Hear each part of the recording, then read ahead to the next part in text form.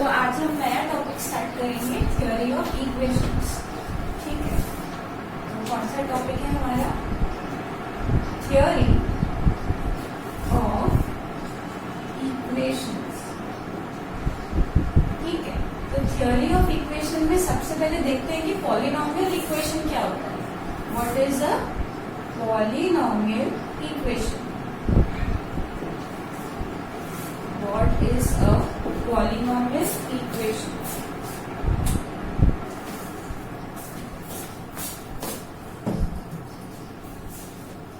तो देखो हमें कौन से पॉलिनॉमियल्स है जिनसे हमें डील करना पड़ता है। पॉलिनॉमियल इक्वेशन से पहले पॉलिनॉमियल क्या होता है, देखो इस फॉर्म में जो जनरल फॉर्म ऑफ पॉलिनॉमियल है that is a naught x to the power n plus a one x to the power n minus one plus a2 x to the power n minus 2 plus and so on up to a n minus 1 equals to 0। देखो correct है ना, क्योंकि यहाँ पे देखो कितने x के terms है n। अगर मैं यहाँ तक जाती हूँ this is nth term n minus 1 number का टर्म, तो यहाँ पे क्या है x to the power n minus n, तभी वो 0 होगा ना। मैं बता रही हूँ कि ये जो सफिक्सेस है ना उसको कैसे डिनोट किया मैंने, x to the power n minus 1 equals to 0 and this is 0, so x to the power 0 is 1। तो बेसिकली यहाँ पे क्या आएगा x to the power n minus n। तो कितने x वाली टर्म्स है, ये है माइनस 0, 0 नंबर की, फर्स्ट नंबर की, सेकेंड नंबर की, n तक, यानी टोटल 0 से लेके n मतलब n प्लस 1 टर्म्स हो गई ना। तो अब कोएफिशिएंट्स देखो a नॉट, a1, a2, तो यहाँ पे क्या आना चाहिए, उस हिसाब से an ही तो आना चाहिए। बुक में गलत दिया हुआ है, देखो यहाँ पे ए एन ही आएगा क्योंकि टोटल कितनी टर्म्स है हमारे पास, एन प्लस 1 टर्म्स है। सो ये क्या हो जाता है हमारा एक पॉलिनॉमियल। देखो a naught x to the power n plus a one x to the power n minus 1 plus a two x to the power n minus 2 so on up to a n. ठीक है, तो यहाँ पे a naught, a one, a2 so on up to an क्या होते हैं, scalars होते हैं।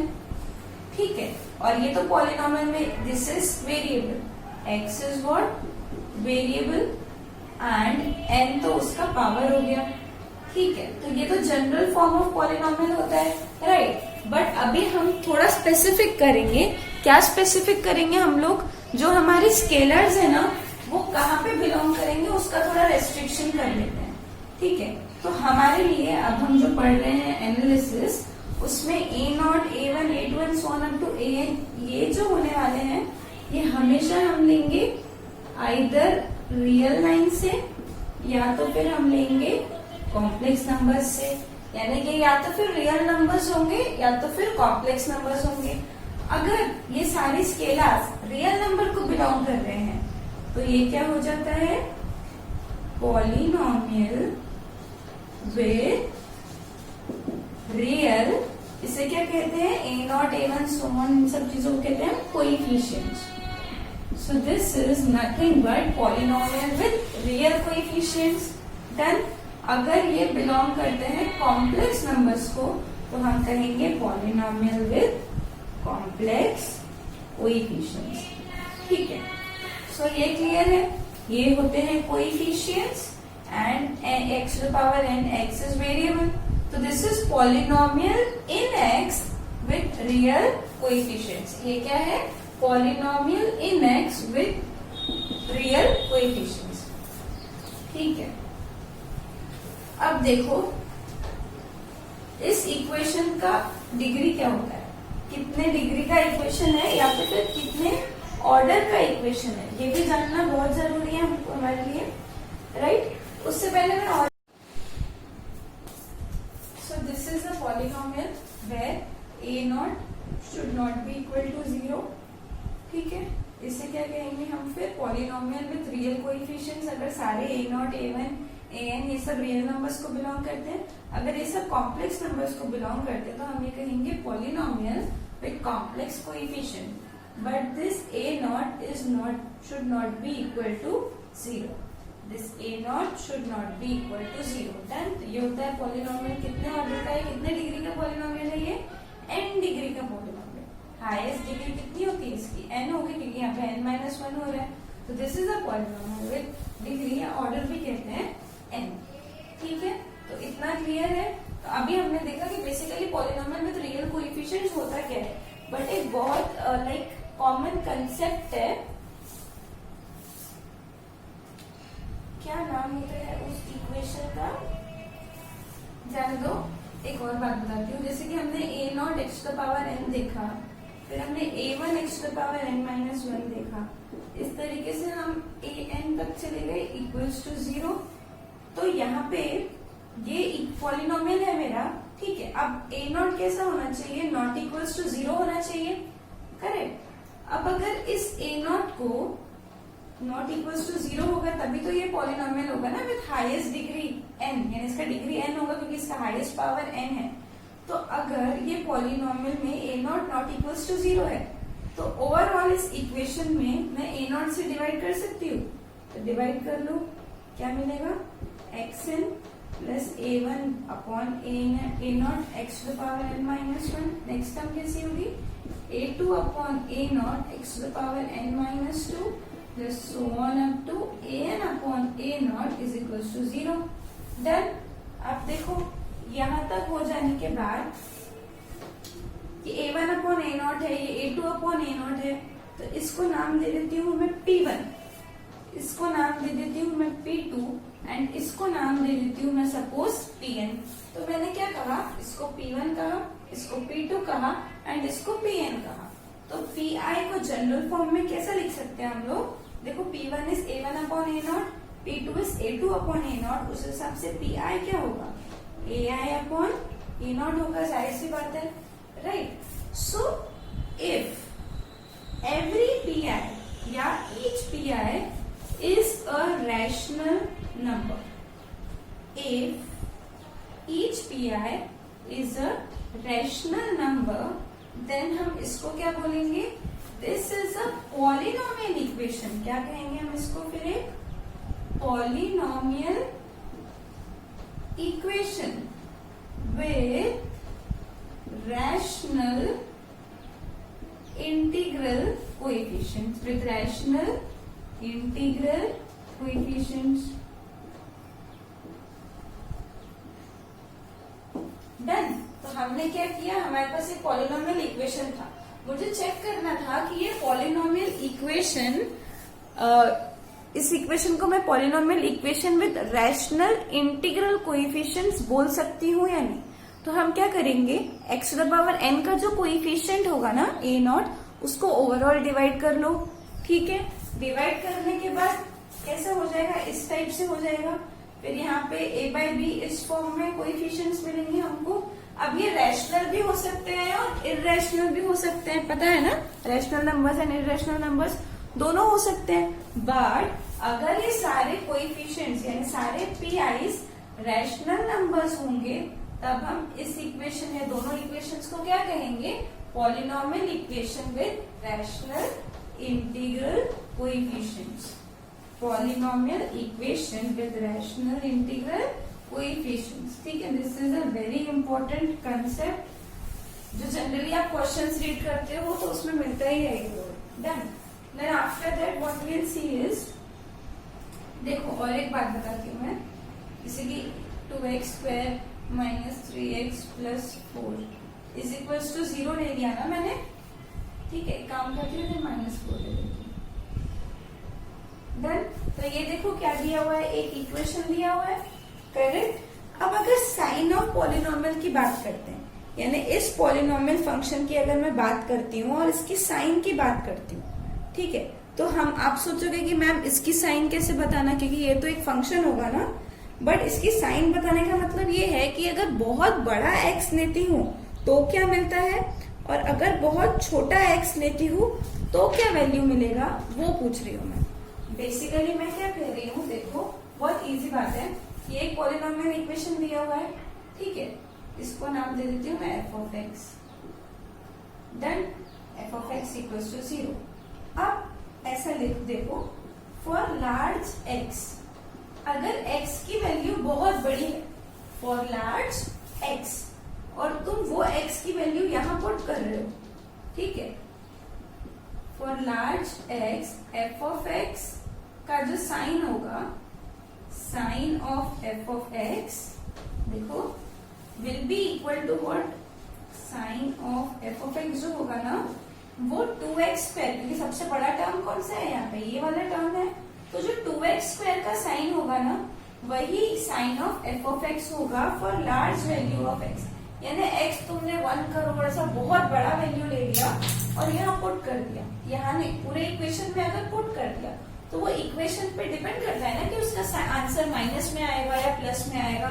यानी ये जो एफ ऑफ एक्स की वैल्यू है for large value of x, the value of this f of x can be negative, it can be positive as well. So how do we know कि for large value of x इसकी sign कैसी होगी। अगर large value of x की बात कर रहे हैं ना तो आप इसमें जो सबसे बड़ा वाला टर्म होता है एक्स स्क्वायर वाला टर्म, उसका साइन देख लेना, उसका जो टर्म साइन होगा वही लार्ज वैल्यू ऑफ एक्स के लिए ये पूरे फंक्शन का साइन होने वाला है।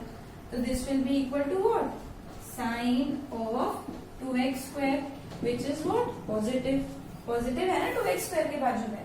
सो for large value of x this function will give you a positive value. Likewise अगर मैं यहाँ पे लिखती हूँ for small value of x, for small value of x ये जो sign of F of x होगा ये क्या मिलने वाला है हमको, sign of the least power वाला जो टर्म है, जैसे कि यहाँ पे 4 है because x to the power 0 will be the least power possible, right. So इसका जो वैल्यू मतलब साइन होगा ना वो साइन किसका होगा for small value of x, ये पूरे फंक्शन का है। बहुत छोटा वैल्यू ले लिया 0.00001, if you putting it here and तुम इसका वैल्यू निकाल रहे हो तो again value can be negative और it can be positive. But कैसे पता पड़ेगा हमको, ये 4 का साइन क्या है, माइनस है ना, तो क्या कर दो नेगेटिव। यानी फॉर स्मॉल एक्स कंसिडर जो लास्ट वाला होता है एक्स टू द पावर 0 का जो टर्म होता है ना वो अगर नेगेटिव है तो for small value of x function की वैल्यू हमको क्या मिलेगी, negative. And if you are calculating for large value of x then do like this. समझ में आ गया। लार्ज वैल्यू ऑफ एक्स का मतलब क्या है, एक्स का कोई बहुत बड़ा वैल्यू ले लो, सपोज दिस बिग, अगर तुम इसको तुम इस फंक्शन में पुट कर रहे हो, एक्स की जगह पे ये वाली वैल्यू पुट कर रहे हो, तो obviously this is a very big value. So in order to see कि इसका साइन क्या होता है, तुम देखो कि एक्स स्क्वायर के टर्म में नेगेटिव नंबर है या पॉजिटिव, क्योंकि यहाँ पे सबसे बड़ा क्या है एक्स स्क्वायर है ना।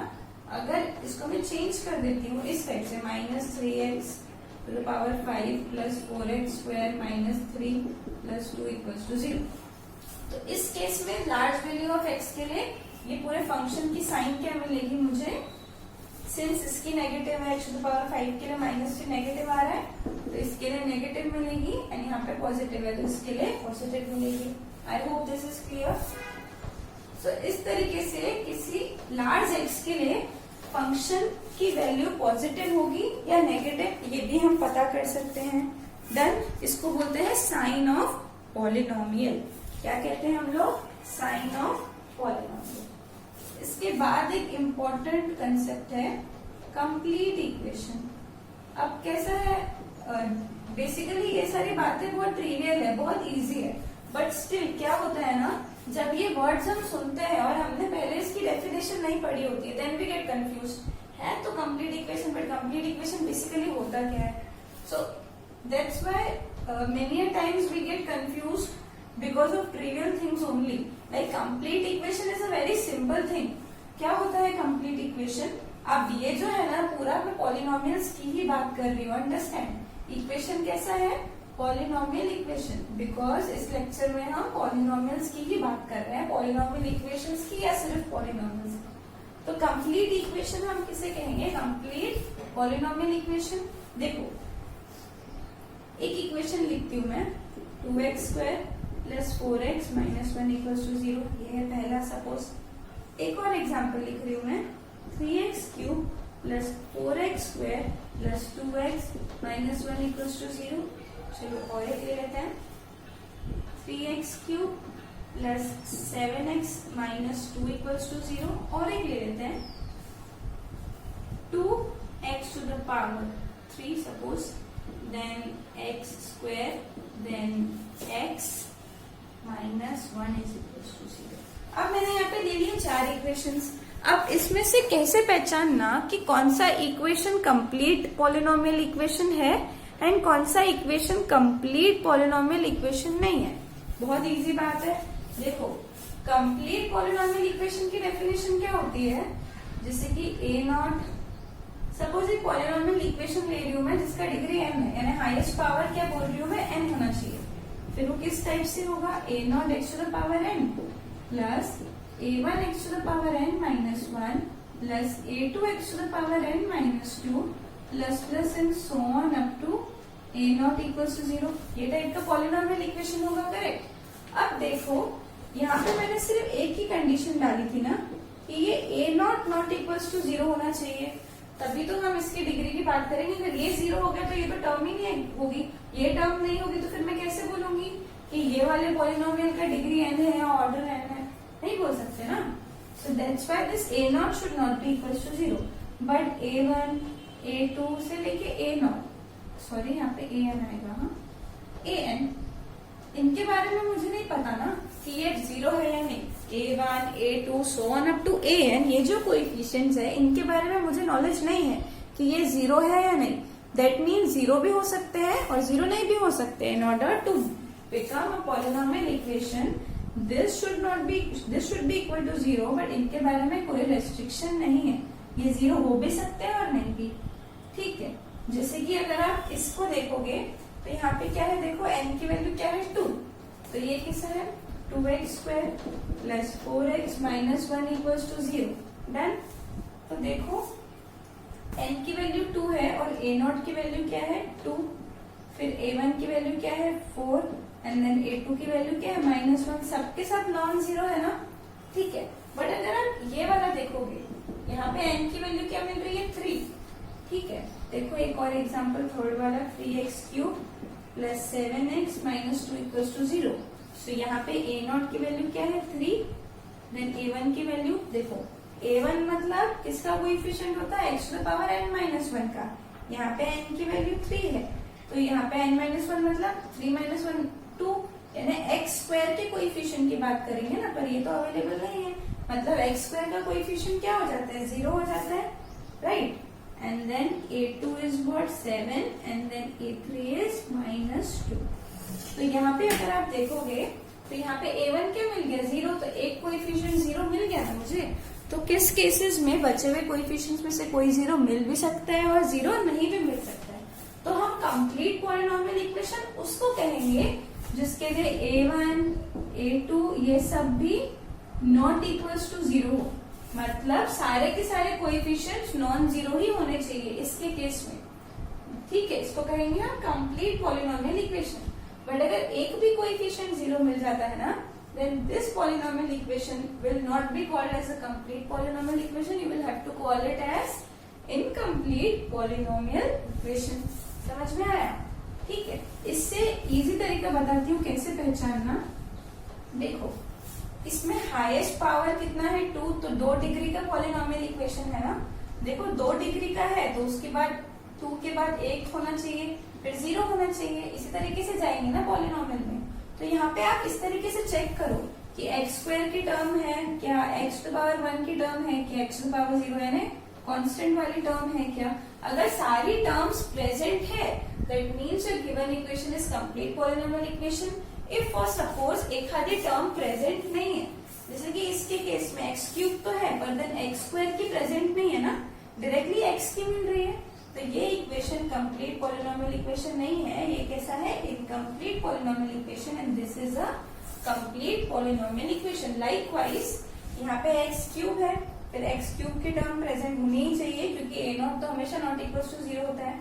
देन एक्स स्क्वायर की टर्म भी प्रेजेंट है, एक्स टू पावर 1 की भी प्रेजेंट है, एक्स टू पावर 0 मतलब कांस्टेंट वाली भी प्रेजेंट है, that means it is a complete polynomial equation. Similarly यहाँ पे क्यूब है, स्क्वायर है, एक्स है, 1 है, यहाँ पे भी तो सारी टर्म्स प्रेजेंट है ना, that means even this is a complete polynomial equation and this is an incomplete polynomial equation. तो कंसेप्ट तो बहुत इजी है बट हमें पता हो तो इजी है, तो पता होना भी जरूरी है, that's why complete polynomial equation की डेफिनेशन ध्यान में रखना है हमको हमेशा। Okay done. So So this is complete polynomial equation. इसके बाद हम सीखेंगे कि रूट्स क्या होते हैं किसी पॉलिनोमियल के, और काफी बुक्स में या हायर मैथमेटिक्स जब हम पढ़ते हैं तो रूट्स की जगह क्या वर्ड यूज होता है, zeros of a polynomial equation, zeros of a polynomial equation, या तो फिर roots of a polynomial equation, zeros of a polynomial equation और roots of a polynomial equation. कुछ नहीं, क्या होता है root of a polynomial equation, एक ऐसा रियल नंबर या कॉम्प्लेक्स नंबर भी ले सकते हो, एक ऐसा ए जिसके लिए एफ ऑफ ए की वैल्यू मिल जाए 0। Suppose F of x equals to 0 कोई पॉलिनोमियल इक्वेशन दिया है मेरे पास, ठीक है, ऑब्वियसली वेरिएबल एक्स है, एक्स की जगह अगर मैं ए पुट करती हूँ और मुझे वैल्यू 0 मिलती है तो ए क्या हो जाता है, उस पॉलिनोमियल इक्वेशन का रूट हो जाता है। For example x square minus 2x plus 1 equals to 0 ले लो, ठीक है। अब अगर ये x की जगह मैं पुट करती हूँ 1 तो क्या मिलेगा देखना, 1 square minus 2 plus 1 equals to 0, 1 square is what, 1 minus 2 plus 1 equals to 0, 1 minus 2 is minus 1 plus 1 equals to 0। Sorry, ये ऑलरेडी 0 लेके नहीं चलना है, हमें चेक करना है कि इसकी वैल्यू 0 मिलती है क्या। मतलब x इक्वल्स टू 1 लो, इस इक्वेशन में पुट करो एंड चेक करो कि क्या इसकी वैल्यू 0 मिलती है। तो हाँ, 1 minus 2 plus 1 which is 0, we are getting it at 0 as 0, that means x equals to 1 is the root of a given polynomial equation। तो इस तरीके से हम रूट्स किसी भी इक्वेशन के फाइंड कर सकते हैं, और रूट्स को ही दूसरा नाम क्या दे देते हैं हम, zeros of a polynomial equation, zeros of a polynomial equation, ठीक है। डिग्री भी समझ में आ गई ना क्या होती है। अब देखो